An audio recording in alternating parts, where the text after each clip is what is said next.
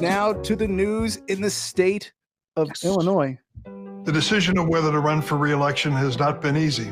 I truly love the job of being United States Senator, but in my heart, I know it's time to pass the torch. And if you missed last week's show, well, you missed a good one. We ran over very long-time Democratic Senator Dick Durbin, metaphorically speaking, of course. He announced his retirement, and now a few candidates have shown interest in replacing the once again very long-time senator. He's been doing it 30 years. By the way, for those wondering, I got the newsroom looking into this guy, if he did anything shady, all right? Last I checked, nothing. Well, we did find out he once took too many ketchup packets at a Joliet Wendy's. But other than that, he's clean for the moment. Actually, let me run to the newsroom real quick, double check, make sure here. Hey, guys, you got any dirt on this guy? Really? That Wendy's thing really wasn't nothing. Okay. We got nothing because he did nothing. He was clean as a whistle, okay? But hey, we're still looking into it, all right? Never say never. All right, now on to the latest in the race to replace Dick Durbin. Who will be the next senator? Well, so far we have a handful of hopefuls. Senators Raja Krishnamurthy, Robin Kelly, and Robert Peters are eyeing the prize, along with Representative Lauren Underwood. Oh, yeah, and Lieutenant Governor Juliana Stratton. Stratton is actually the only one who has announced her candidacy. None of the other rumored candidates have announced. Turns out there may be a little more to that. And what does the Illinois governor think about the news? That is, Lieutenant Governor's running for some other gig. Apparently, he's thrilled. Last week, Illinois Governor J.B. Pritzker came out and endorsed Stratton and her senatorial endeavors. But a new story developed this week that shows the governor may be doing more than endorsing her. Looks like he might be pushing Juliana Stratton while at the same time shoving Lauren Underwood. Earlier this week, NBC5's own political bulldog, Marianne Ahern, came out with a story from unnamed sources. Was it you, Ben? Were you the unnamed source? Was it you? Better not have been. It better not have been. Oh, my God. We'd have a scoop. But anyway, the unnamed sources claiming the governor's team is making disparaging remarks about Congresswoman Lauren Underwood in an effort to dissuade her from jumping into the Illinois U.S. Senate race. Ahern writes that multiple sources told NBC5 Chicago, it may be Ben, one of them may be Ben, we don't know. Multiple sources told NBC5 Chicago that Pritzker and his team are working behind the scenes, telling donors that Underwood is, quote, damaged goods. Political strategist and dear friend of the Ben Joravsky Show, one Del Marie Cobb, seems to agree. Cobb was quoted in Ahern's piece saying, quote, I'm sure this is about Pritzker, by the way, quote, I'm sure he's already behind the scenes working the phones and twisting elbows and doing a lot of things that he needs to do in order to put her in a position to be a credible candidate. Now, at a news conference Monday, Pritzker denied he was discouraging anyone from entering the Democratic Senate primary. Here's the quote from Pritzker, quote, no, that's ridiculous. Remember, I ran for Congress when I was 31 years old, and there were an awful lot of people who said to me that it's not your turn. I ran anyway. In fact, we need more young people. We need the new generation.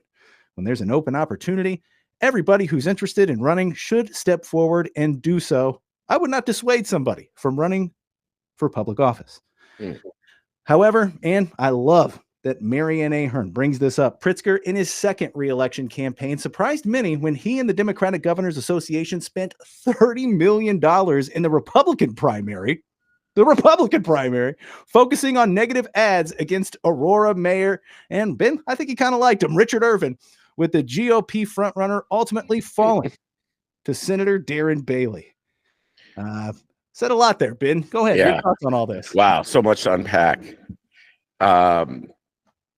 Wow. Yes. So we'll start with the last point first. Yes. JB has been known to, quote unquote, dissuade the candidacies of relative newcomers like Richard Irvin.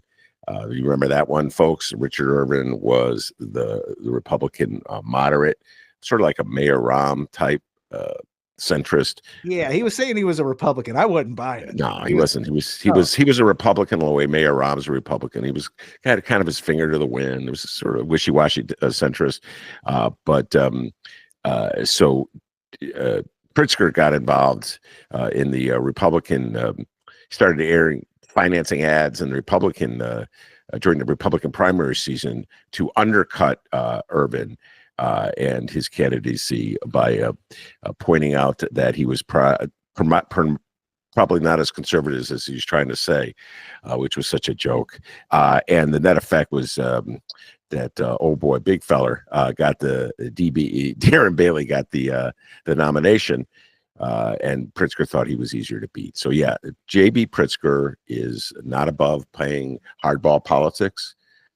We witnessed it in our own way, D, when he first ran for governor back in 2018. The campaign that he was alluding to was in I want to say 96. Don't quote me on that one, but I think it was 96, where he ran, believe it or not, for Congress against Jan Schakowsky. And no one else will know this in the entire city of Chicago. Very proud that I know this. Howie Carroll. Look it up, ladies and gentlemen. And Jan Schakowsky won. JB, I know Dennis is like, what a freaking nerd. Howie Carroll. Howie Carroll. Carroll Fest. That? I don't know. I'm weird. And I need help. So yeah, he plays hardball. But the thing about JB, he plays hardball. He has a smile on his face. So behind the scenes, he's playing hardball, and his agents are playing hardball. People who sort of more or less work for him or represent him are playing hardball. Guys used to come on the radio show back in the 2018 campaign and rip Danny Biss. Remember that? They would rip, shred, because Dan Biss more or less was the popular guy among liberals in that 2018 race. There were a lot of liberals and lefties. Lefties definitely just didn't like a billionaire, the concept of a billionaire representing the Democratic Party, which is supposed to be the party of the people. And I used to have guests to come on the show and go, shut up, Ben. Fall in line. Put on your big boy pants. Hey, Terry. Hi, Terry. What's going on, TC?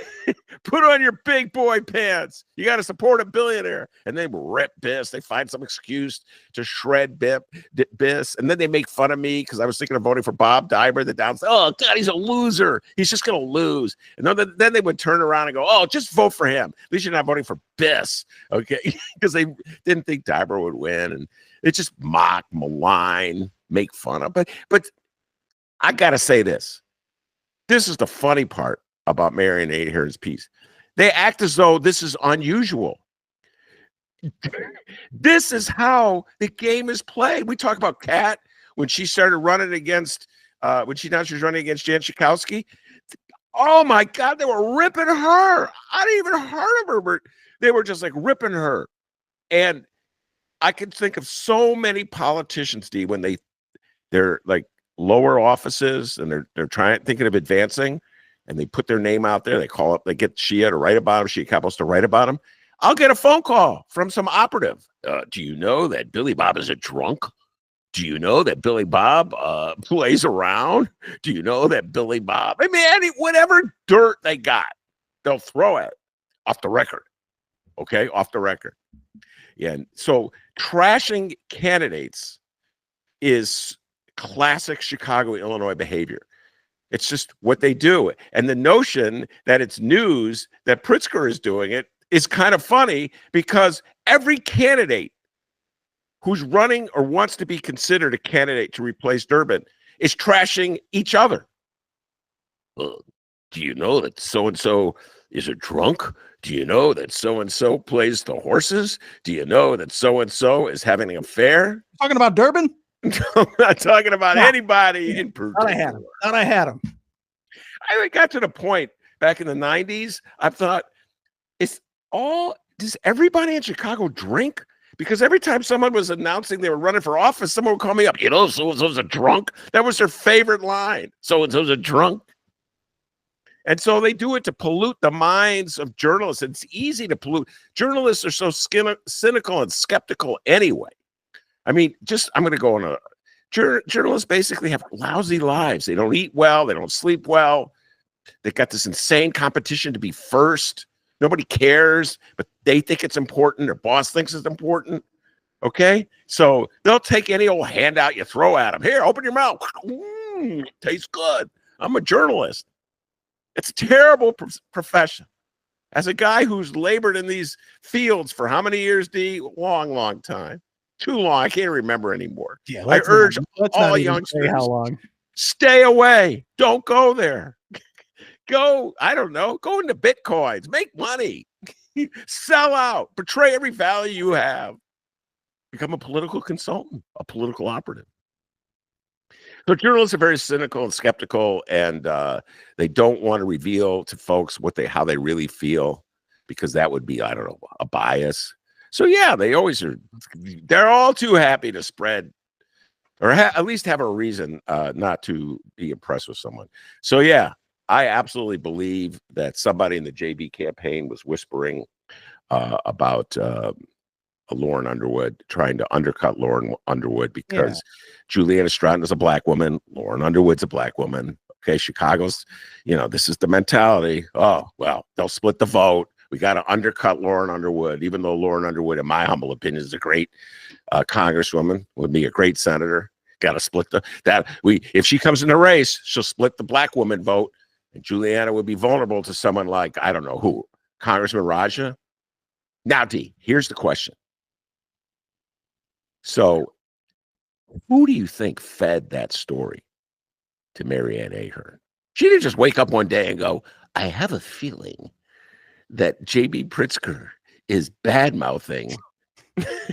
I have a feeling that his people are bad-mouthing. Someone fed. What's that? Where'd that come from? That invitation, I don't know. No, where did the story come from? Yeah, I'm asking you. Where do you think it came from? I don't know. I'm asking you. Oh, in Dorofsky's show? Well, so to figure this out, the old game that journalists play, I'm going to give you a little tip. This is what journalists do. Well, first of all, they're sitting around getting shit-faced. I'm getting drunk. Oh, yeah. Okay? So then they start going, well, who does it benefit? That's what they do. They count back. Who benefits from the story? Well, Juliana Stratton certainly doesn't benefit from the story, so I don't think she fed it to Marianne Ahern. Big feller J.B. Pritzker doesn't benefit from the story, so I don't think he fed it to Marianne Ahern. I don't think Lauren Underwood really benefits from the story. You know what I'm saying? Because, now she's out there that she's quote-unquote damaged. What even it means? Who the hell knows what it even freaking means? So there's Robin Kelly, and then there's Robert Peters. Who are we missing? You're missing your favorite congressman. He used to come on the Ben Joravsky show all the time. RK. Raja. RK. There's two RKs in this race, by the way. Oh my God. That's two, and none of them is RK Kelly. So Raja. Raja. If I had to put money on it, if I had to put money on the horse, I would say the person or the campaign that fed this story to Marianne Ahern is Raja, Congressman Raja. That's what I'm going with, D. Who are you going with? What? In the old days, he would go, "It's my name is not on the banner. I don't have to answer the questions." Well, who do I look like? Marianne Ahern? Someone fed her the story. She should wake up and go, I think I'll write this story. And here's the funny thing about it. This one cracks me up. So this story was sent to me by a bunch of people. This story was in my was texted to me long before I woke up, D, because me, I don't get up that early. And so several people of the lefty persuasion, I'm like real left. And I'm not going to name names because they would be embarrassed. I'm just going to say, I'm going to hint. No, I'm not even going to hint because it'll give it away. Yeah. Several people of the lefty persuasion said it to me because it made Governor Pritzker look bad. Okay? It made Governor Pritzker look, and they hate Governor Pritzker. Why, you ask? Do they hate Governor Pritzker? Excellent question. Thank you for asking it. Because Governor Pritzker kind of does the same thing to Brandon Johnson that he's doing to, or allegedly doing, to Lauren Underwood. Did the same thing to Lori Lightfoot too. Yeah, his people call up reporters, badmouth these mayors, because the worse the mayors look, the better he looks. Get it, D? And so these lefties are still upset about that. And they go, look at what he's doing. He makes him look bad. I go, you realize this is advancing the campaign of Congressman Raja, who lefties don't like either, D. But lefties, man, it's like They don't really think that far ahead, D. You know what I'm saying? It's like one day, this is where I am today. I'm going with this. I'm doubling down today. My beloved lefties, man. That's why we never win anything. Raja, by the way, who has $19 million in campaign funding for this Senate race. Get out of here. Was it 19 million? $19 million. Whoa, where'd that come from?